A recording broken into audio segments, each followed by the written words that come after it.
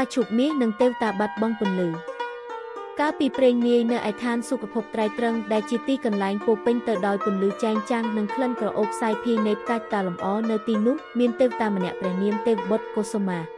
មាគឺជាទេវតាដែលរូបឆោមស្រស់ស្អាតនិងមានពន្លឺរស្មីពណ៌មាសភ្លឺថ្លាជាងគេប៉ុន្តែក្នុងចិត្តរបស់លោកបែរជាមានសេចក្តីសោកសៅម្យ៉ាងដែលគ្មាននរណាដឹង1សេចក្តីសុខដែលរយរាយ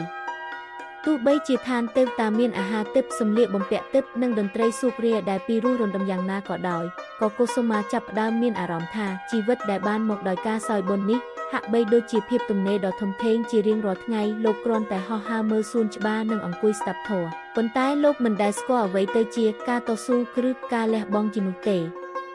ថ្ងៃមួយពន្លឺរស្មីរបស់កុសុមាចាប់ផ្ដើមស្រអាប់ទៅមិត្តភក្តិទេវតាដទៃទៀតមានការភិតភ័យយ៉ាងខ្លាំងព្រោះនៅឋានសុខបើស្មីស្រអាប់មានន័យថាបុណ្យចិត្តអស់គឺឬចិត្តមានមន្ទិលគឺ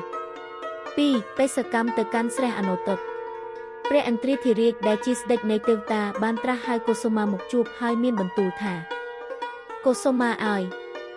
រស្មីរបស់បុគ្គលម្នាក់មិនមែនកើតចេញតែពីបុណ្យចាស់នោះទេប៉ុន្តែវាកើតចេញពីចិត្តដែលស្គាល់តម្លៃនៃជីវិតបើចង់ឲ្យរស្មីត្រឡប់មកវិញចូលអ្នកទៅកាន់ច្រាំងនៃស្រះអនុតុតហើយរកឲ្យឃើញនៅការឈប់មាសដែលមិនចេះស្វិតកុសុមាក៏បានធ្វើដំណើរទៅកាន់ភ្នំកៃឡាសនៅទីនោះលោកបានជួបនឹងឧបសគ្គជាច្រើនដែលលោកមិនធ្លាប់ជួប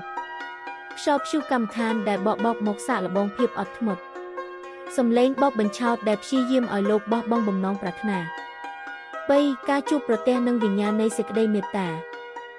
នៅក្បែរមាត់ស្រះកុសុមាមិនបានឃើញផ្កាឈូកមាសភ្លាមនោះទេប៉ុន្តែលោកបានឃើញទេវតាតូចមួយក្រុមកំពុងព្យាយាមជួយសង្គ្រោះសត្វបក្សីទឹកដែលរងរបួសកុសុមាដែលធ្លាប់តែឲ្យគេបម្រើបានសម្រេចចិត្តចុះទៅជួយពួកគេលោកបានប្រើធម្មពលដែលនៅសេសសល់បន្តិចបន្តួចដើម្បីព្យាបាលសត្វបក្សីនោះនៅខណៈដែលលោកលះបង់គឺភាពខ្ពង់ខ្ពស់គឺរបស់ខ្លួនមកជួយអ្នកដទៃដោយចិត្តបរិសុទ្ធស្រាប់តែមានរឿងអស្ចារ្យកើតឡើងការឈប់មាសមួយតងបានដុសចេញពីបាតដៃរបស់លោកផ្ទាល់4អត្ថន័យនៃពន្លឺពិត